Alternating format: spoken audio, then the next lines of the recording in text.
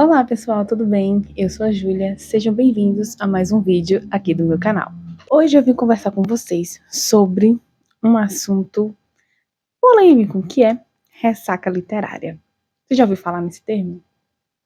Pois é, o termo ressaca literária define um estado, um período de tempo em que alguém pode ficar sem conseguir ler nada. Por cansaço, pega alguma coisa para ler e não se interessa, por mais que seja um autor, por exemplo, que a pessoa seja acostumada a fazer a leitura desses livros, ela não consegue engatar na leitura, não consegue continuar. Pode até começar, mas não tem aquele gás para continuar e, consequentemente, finalizar a leitura. Então, gente, esse tema ecoou na minha mente nos últimos dias, por quê? Eu estou fazendo a leitura de um livro que tá me deixando muito cansada. Aí eu comecei a pensar, eu estou entrando em ressaca literária ou eu só estou cansada? E tem uma grande diferença. Inclusive, enquanto eu estava pensando sobre isso, eu assisti um vídeo da Bels Lopes, que é Isabela Lopes aqui no YouTube, que ela fala justamente sobre isso, que alguém fala com ela no Instagram, perguntando, você já passou por ressaca literária? E ela responde, mas o que é ressaca literária? Talvez você não esteja só cansado e tá tudo bem. E é isso que eu comecei a refletir. Porque o livro que tá me deixando um pouquinho cansada dessa leitura é um clássico, O Morro dos Ventos Uivantes. No último vídeo eu conversei com vocês sobre Novembro 9 e sobre 1984. A leitura de 1984 do George Orwell, para mim, foi uma leitura muito boa, muito primorosa. E assim, instigante. Eu sempre queria estar lendo, sempre queria continuar a leitura. Quando eu precisava pausar, era aquele sofrimento, mas eu ficava com a mente, em qualquer outra coisa que eu estivesse fazendo, eu estava sempre com a mente, não, daqui a pouco eu vou pegar meu livro e vou continuar a minha leitura. Já o Novembro 9, era aquilo, eu vou terminar aqui porque eu disse que ia ler, eu vou ler esse livro. E muito bem, eu fiz a leitura do livro, li até o final, gravei um vídeo aqui para vocês falando sobre as minhas impressões desse livro, só que depois dele eu me senti cansada. E eu já tinha me sentido assim antes, mas era sempre um período em que eu estava lendo os livros muito rápido. E eu comecei a pensar, não, talvez eu fique cansada assim, depois de algumas leituras, porque eu leio esses livros muito rápido. E acaba que não é uma ressaca literária, é um cansaço. Eu li muito rápido aquilo ali, absorvi muito rápido aquele conteúdo daquele livro. De certa forma, não aproveitei tanto assim, porque quando a gente lê muito rápido, a gente tem uma tendência a não aproveitar as nuances que aquele livro pode nos dar. A gente não faz uma leitura tão detalhada assim. E eu comecei a sentir isso. Por isso que eu comecei, nas minhas leituras, a respeitar mais o meu tempo. Fazer as minhas leituras com calma, não ficar apressada. Não, hoje eu tenho que ler tantos capítulos para terminar esse livro em tal dia. Eu fazia muito essa coisa de, não, eu tenho uma meta para ler esse livro até tal dia e eu tenho que cumprir com essa meta. E acabava que eu ficava muito pressionada para cumprir essa metazinha, mas a leitura não era tão proveitosa, eu não conseguia tirar muita coisa daquele livro.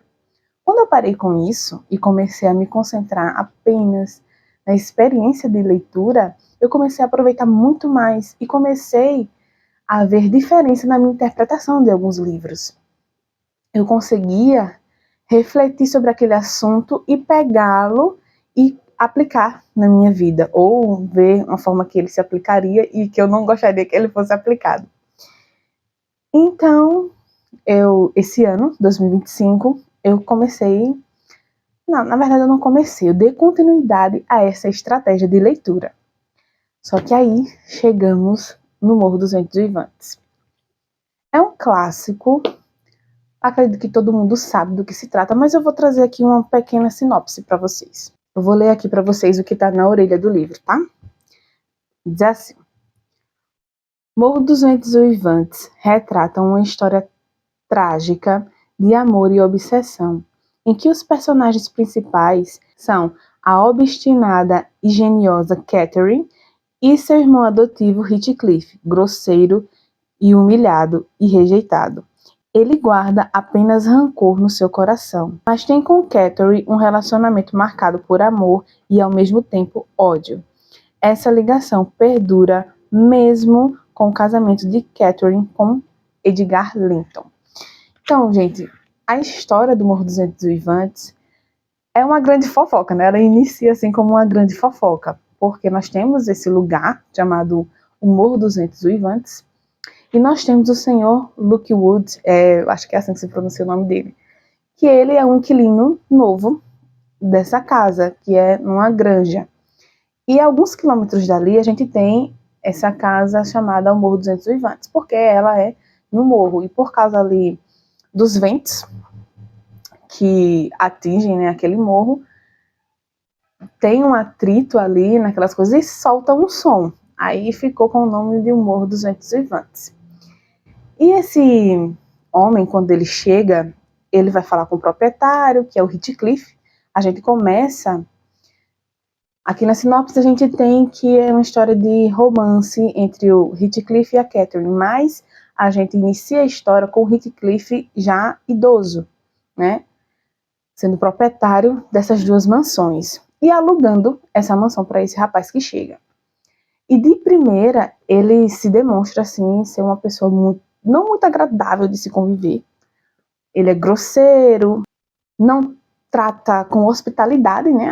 Eu tô alugando aqui a casa do rapaz e ele não tá fazendo questão nenhuma de fazer com que eu goste dele. Inclusive, ele se mostra detestável. Aí acontece na conversa que eles vão ter, ele pensa, nossa, esse pessoal aqui é muito estranho, eu não tô entendendo muito bem. Mas ele pensa, não, eu sou uma pessoa reclusa, talvez seja só a minha percepção que eu estou colocando sobre esse meu senhorio, né? Vamos dizer assim. Só que não é bem assim. Heathcliff realmente é detestável. E as pessoas que convivem ali, que trabalham para o Heathcliff, também adquiriram esse aspecto da personalidade do senhorio, né? Eles não são hospitaleiros, eles não fazem questão nenhuma de agradar ninguém e não estão nem aí. Eles não tentam disfarçar esse aspecto da personalidade deles. E até aí eu tava achando muito interessante. Inclusive, nesse dia que ele vai lá conversar com o Heathcliff, acontece uma tempestade, ele não tem como voltar para a granja. E ele tem que ficar lá. Ele dá um jeito de ir ficando, né? E porque as pessoas que estão lá dizem assim, olha, ele até tenta ir embora, mas as pessoas que estão lá dizem assim, você é novo aqui, nem numa tempestade dessa, nem a gente que mora aqui iria se dar bem no caminho. E você que só veio pra cá uma vez, essa primeira vez que você tá aqui, você vai se perder e nunca mais vai encontrar saída, que é no morro, é numa mata, né? Então se ele for andar, ele não vai conseguir chegar no lugar e vai se perder pra sempre. Muito bem, ele fica lá. Mas as pessoas ficam meio, o que esse cara tá fazendo aqui e tal. Ele pergunta se vai ter um lugar pra ele ficar. E as pessoas mesmo, se arruma aí, não ligam, não, tipo assim, não, vem cá, a gente vai colocar você nesse quarto, ou nessa sala aqui pra você descansar um pouco. Não, todo mundo deixa ele lá. Nisso tem uma empregada que direciona ele pra um quarto, que tava fechado, mas ela coloca ele lá pra dormir. E ele observa que nesse quarto tem alguns livros e na estante assim tem o nome da Catherine, né? Só que ele não sabe quem é Catherine a princípio. Aí ele começa a ver os livros que estão assim na estante e ele pega para folhear. Vai folheando, e ele pega um em específico que tem anotações. Aí ele se demora nesse aí, que é um livro que a Catherine estava usando como um pequeno diário. Ela estava lendo, mas em algum momento ali ela decidiu que era melhor escrever o que estava acontecendo naquele dia que ela estava lendo aquele livro. E ele lê, fica meio impactado com aquilo, que foi um atrito que ela estava relatando ali, que tinha acontecido na casa. E ele se envolve e fica pensando, nossa, essa Catherine, ela deveria morar aqui. Inclusive, aí ele lembra que tinha visto lá na porteira o nome dela também. Ficou intrigado assim, mas não perguntou logo de primeira. Aí ele, de tanto ele ler, né, de folhear, tá, aquela coisa, ele meio que adormece.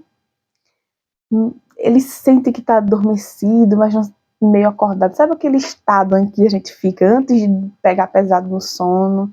A gente ainda tá semi-acordado, digamos assim. É isso que acontece com ele. E aí ele ouve bater na janela, né? Aí ele, nossa, quem é que tá lá fora? Aí ele fica com aquela inquietude, não, tem alguém ali, pedindo para ele abrir a porta para entrar. E ele faz isso, ele abre, ele sente uma mão segurar ele, uma mão gelada, um espírito segurando a mão dele. Até aí, eu estava super interessada, estava achando uma história primorosa. Só que foi passando, foi desenrolar. Depois dessa parte aí, ele volta para casa, né? Para a granja e conversa com a governanta que está lá, que ela é uma funcionária antiga. Então ela sabe a história da casa como um todo, sabe a história de todos que ali estão. E ele, o senhor Lockwood, eu acho que é assim que se pronuncia o nome dele, ele pergunta, né? Ele, não, tô intrigado com esse pessoal aqui, eu vou perguntar. Se eu der um jeitinho aqui, se eu perguntar da maneira correta, ela vai me contar. E é dito feito. Ela começa a contar para ele toda a história, inclusive do Heathcliff, que é o dono dali, e da Catherine. E a gente começa, a partir dessa conversa deles dois, a gente começa a entender quem é Catherine, quem é Heathcliff e quem é a própria governanta que está lá. Ela volta a contar e diz que eles crianças, o pai da Catherine, ela tem um irmãozinho, mas o pai deles foi à cidade em um certo dia e voltou com esse rapazinho, que era criança também ainda. Porque ele encontrou a criança abandonada na rua e ele teve tanta pena que ele não conseguiu deixar a criança lá. Quem era essa criança? Era Heathcliff. E ele, a partir daí, ele cria o Heathcliff como um dos seus filhos. Só que o irmão da Catherine não gostou nada disso, né? A mãe deles também não. Só que a Catherine se deu muito bem com o Heathcliff desde o início. E o pai dela, né, que tinha trazido ele para o Morro dos Ventos Vivantes, também começou a se apegar demais ao garoto.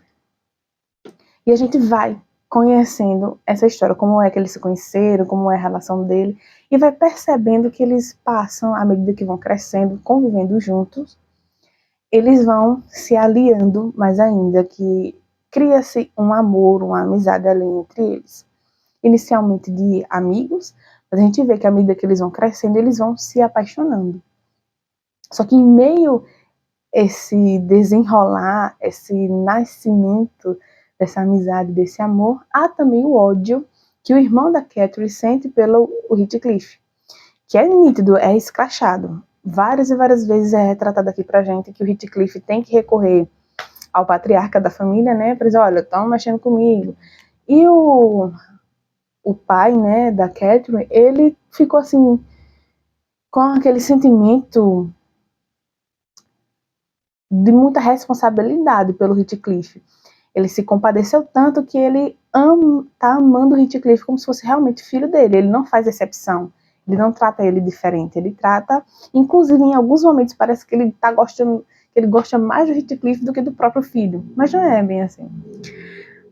Porém, de certa forma, o Heathcliff passa a ser um protegidinho ali do patriarca da família. E ele percebe isso e faz uso disso muitas vezes. Pois bem, e aí a gente começa a acompanhar a narrativa de vários fatos que levam a vários desfechos. E eu confesso para vocês que até ali a adolescência da Catherine e do Heathcliff eu estava interessada.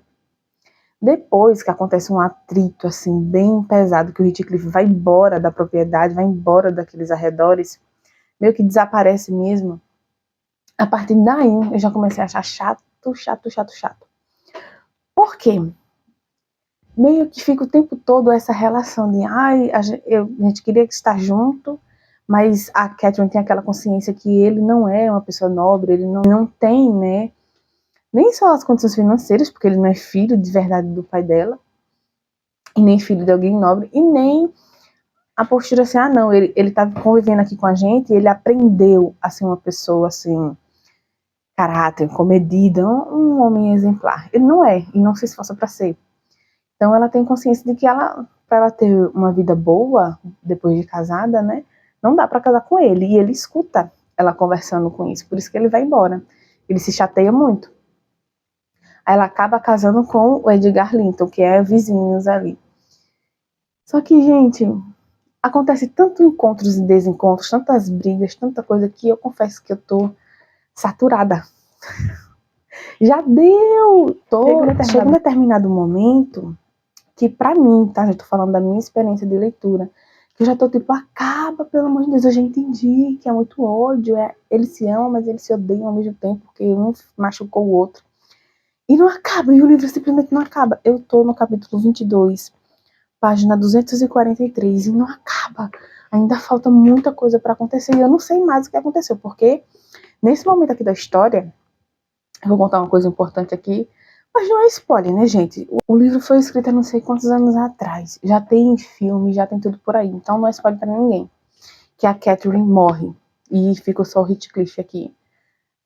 Dando continuidade à raiva dele, aos atos hediondos que ele começou a praticar. E, gente, eu confesso pra vocês que eu não aguento mais. Eu não aguento mais. É muito chato, é muito chato. Me desculpe quem gosta muito de Morro dos Ventos Vivantes. Sei que muita gente tem esse livro aqui como livro favorito. Só que, nossa, eu não tô aguentando. Pode ser que eu não tenha um intelecto suficiente pra achar isso aqui muito bom. Mas, pelo amor de Deus, é muito chato. Ver as intrigas que ainda está se desenrolando aqui é uma coisa tipo, ai, gente, eu já entendi o que tá acontecendo. Chega!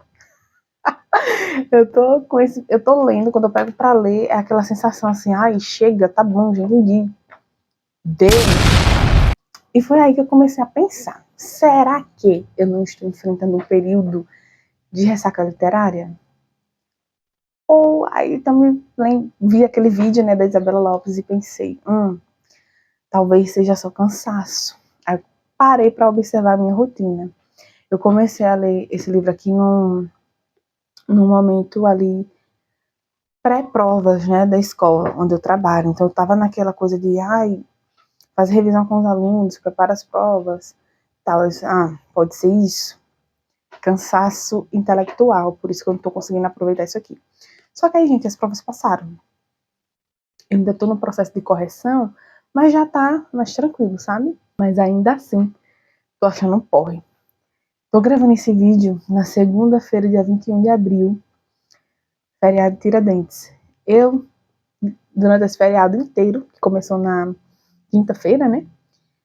Na Semana Santa, eu não tive uma vontadezinha, na verdade, nem lembrei de ler esse livro aqui, um minuto sequer.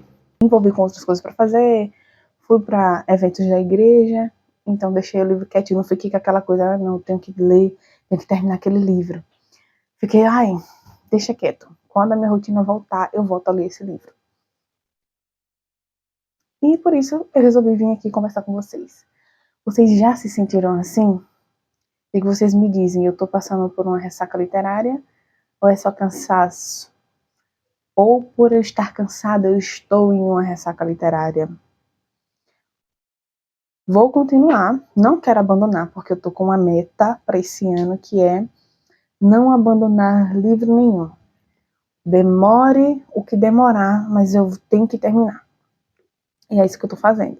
Tá demorando, mas eu vou continuar. Mas eu confesso para vocês que, infelizmente, eu queria muito gostar desse livro, mas tô gostando não. Tô achando muito chato. Mas talvez a chata seja eu. E é por isso que eu não estou gostando. Mas é isso, né, gente? Nenhum livro é unânime. E cada pessoa vai ter uma experiência diferenciada com o mesmo livro. Enquanto eu estava refletindo sobre isso, sobre a experiência de leitura de cada pessoa com o mesmo livro, eu parei para lembrar sobre as minhas experiências com livros de romance. Estou olhando para cá porque a janela está aberta. Enfim. E tem um ponto crucial aqui que eu tenho que citar para vocês, porque está me atrapalhando. Eu não tenho muita paciência para romance. Cheguei à conclusão final de que isso tem tudo a ver com o meu estado de ressaca literária. Não tenho muita paciência com livros de romance. Talvez seja porque na minha adolescência eu li muito romance e assisti também muita comédia romântica. Então, eu adulta, eu leitora, a Júlia leitora adulta, não tem paciência para romance.